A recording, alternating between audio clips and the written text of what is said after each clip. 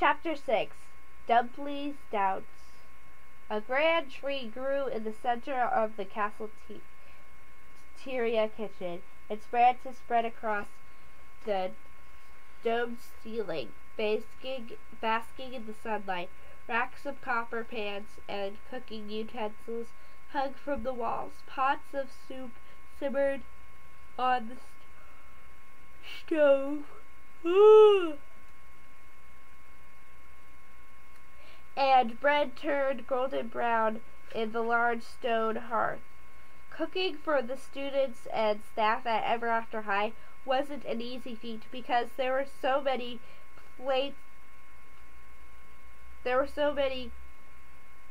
palates to please. For example, fairies were known to have finicky appetites and preferred delicate, crustless sandwiches. Those from Wonderland insisted on hot tea with every meal. The vegetarians wanted organic salad bar options, while the track and shield team liked to chow down on heaping plates of barbecued ribs and with smashed pumpkins. Ginger usually loved the Farmer McGregor vegetable soup, but today she couldn't eat a bite. Her stomach felt as if it had tied itself into a pretzel knot. "I can't believe no one watched my show," she said, with wiping soup steam off her glasses. She was sitting at the lunch table with Blondie. "How is that possible? Are you sure you didn't make a mistake?" Blondie winced, looking totally insulted. "If there's one thing I know besides getting the latest scoop, it's how to read a viewership numbers." She stabbed a fork into a forkful of Ever After High pasta, which was shaped like the letter EAH. And obviously having me as your guest wasn't enough to get people interested in cooking. Don't beat yourself up about it. Now and then everyone has a bad day." While chewing, she kept her eyes peeled for signs of Cassadine activity. Her mirror pad waited by her elbow, ready to capture anything that seemed covert. "You've never had a bad day," Ginger said. "Your mirrorcast is always a success. Blondie rested her elbows on the table and pointed her fork at Ginger. "Okay, I'll let you in on a little secret, just so you feel better." She leaned closer. "My numbers are down by 10%, and do you know why?" With a flick of her wrist, she pointed her fork in the opposite direction, where a group of girls sat glued to their mirror screens. Ginger slid her glasses up her nose and craned her neck to get a peek. The girls were watching Daring's Day. The star of the mirrorcast was sitting at the table eating his lunch, and even though in real time he was sitting at the very same cafeteria, the girls chose to watch him on their mirror pads instead. "He's so cute when he's eating!" "He's so cute when he's eating," one of the girls said. "Cute!" Blondie rolled her eyes. Then she threw her arms in the air. "How are we supposed to compete with that?" Ow. That hurt.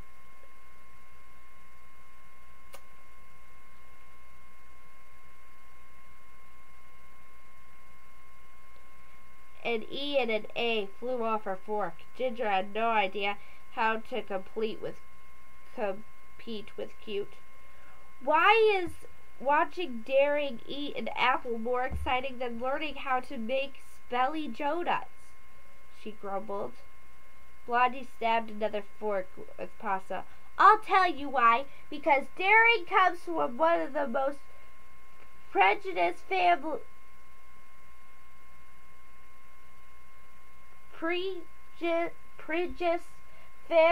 in fairy tale history.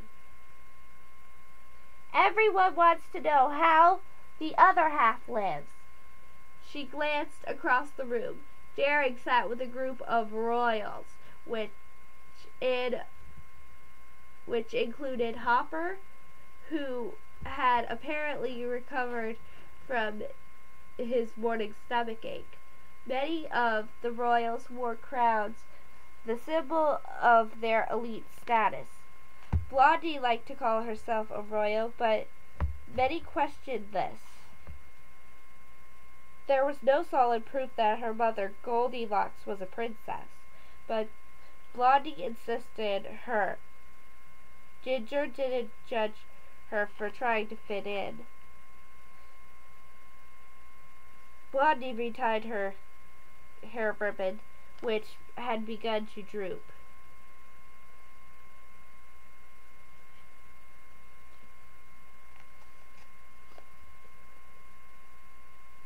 I work hard every day to make my show happen, but Daring doesn't have to do anything.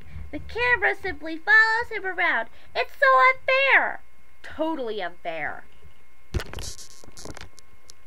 Ginger agreed. But she was only half talking about Daring.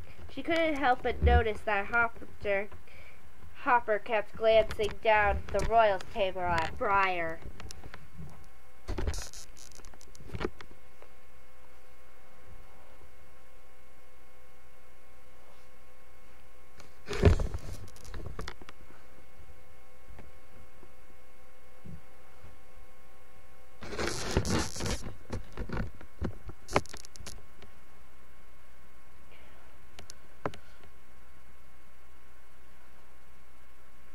Have you ever thought of doing something else besides baking?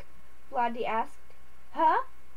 That question cut right into Ginger's heart. Something else? No way! My show's important to me. Why? Blondie asked. Ginger paused. She wasn't sure what to say. Well, I'll tell you why my show is important to me. Blondie squared. Well, I'll tell you why my show is important to me. Blondie squared her shoulders and looked right into Ginger's eye. I want to be a journalist. It's my calling. When I've finished my storybook destiny, I want to travel all over the kingdoms and cover the biggest news stories. When people think of news, I want them to think of me. She smiled. I want to be the best and hard-working journalist ever after. Then she poked Ginger in the arm. So tell me the truth. Why is your show important to you? Ginger looked around, then spoke quietly. Is this off the record? Of course, Blondie said, putting her hand over her mirror pad. Off the record.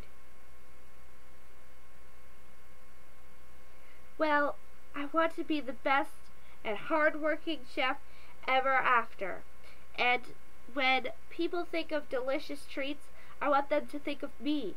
But that won't happen if they're worried I might use an evil recipe to poison them. The show can help prove that there's another side to me other than my Candy Witch destiny. Then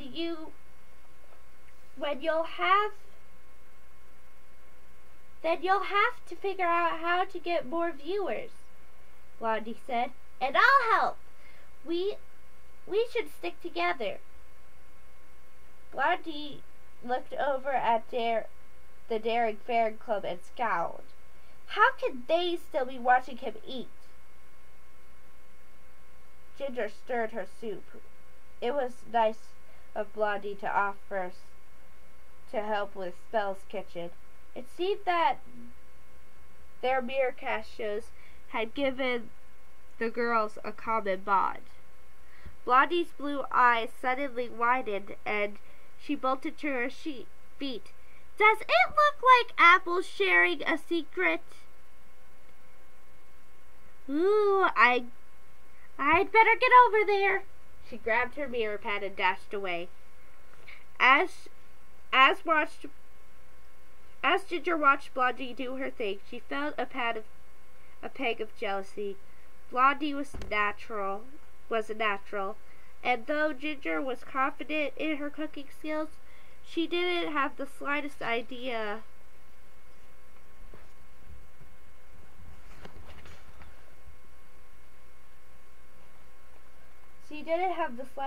of how to entice people to watch her show. She was hopeful that Blondie would have some good suggestions. Humphrey walked up carrying a lunch tray. "Hi," he said. "Can we talk?" "Sure," Ginger replied. Humphrey settled onto the bench across from her. After taking a long swig of fizzing water, he frowned at Ginger. "Look, I don't mean to be rude, but I heard you only have 5 viewers today. That's terrible." "Yeah, I know." The girls watching their mirror screens began to giggle. Oh, look, Derek's squirting ketchup on his fairy fries. Isn't he adorable?" Humphrey took another drink. "It doesn't seem fair that Derek's show is more popular than yours. But some people get all the breaks. Not that I want a break. Get it?" He laughed so hard at his own joke that he snorted fizzy water out of his nose, drenching the front of his shirt. Ginger handed him a napkin. As Humphrey wiped his suspenders, he sighed. "I'm such a klutz. You know, sometimes I wish I could be daring, just for one day. If I'd been daring at that kissing booth, we'd have had a dozen jars filled to the brim with cash. Who wouldn't want to be daring?" Ginger couldn't argue with his fantasy. Daring did have it all. Good looks, fame, fortune, destiny. He had no idea what it was to like to be related to a person who frightened children. He didn't have to work for respect and popularity. He didn't have to worry about viewership. A cloud of self-pity settled over Ginger. Daring didn't have to convince people that he wasn't going to poison them. She began to stir her soup so quickly it splashed all over the sides of her bowl. "Sorry," she said, and she dabbed a drop off Humphrey's sleeve. "No problem." Humphrey picked up a long Hagatha hair out of his sandwich. "Anyway, Ginger, I'm afraid I have some bad news." "More bad news?" She pushed her bowl out of it away. "What is it?" "Well, the Tech Club is a volunteer organization, and its members have busy schedules. Look at me, for example. I've got a load of classes plus extra activities like mathematics and chess club. I need to take my chicken for a walk twice a day, not to mention the time I spend composing my rap music at Dub T Studios." He teetered on his bench, and Ginger thought he might fall over, but he regained his balance. "The point is, Tech Club has a whole list of students waiting to help with the Mirrorcasts. If we're only getting 5 viewers, then we need to give our time to someone else.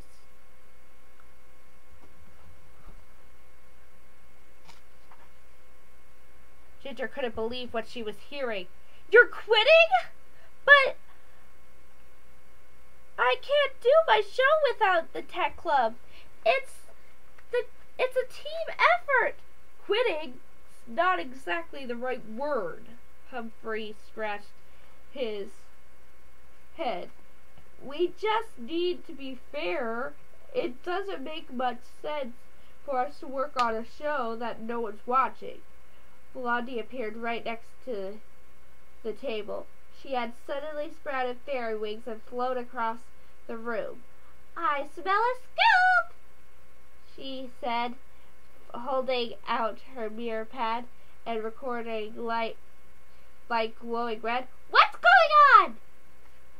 Humphrey smiled into the camera. The tech club's going to drop Ginger's show so we can help with another show. Wait! Ginger shoved her hand in front of the camera. Don't drop me, Humphrey! Not yet! Give me another chance! At that moment, Briar Beauty rose from the royals' tables and headed toward the exit, which took her directly past Hopper. Hopper, his burger, and looked right up, dropped his burger, and looked right at her. Uh-oh, thought Ginger. What corny pickup line would he use today?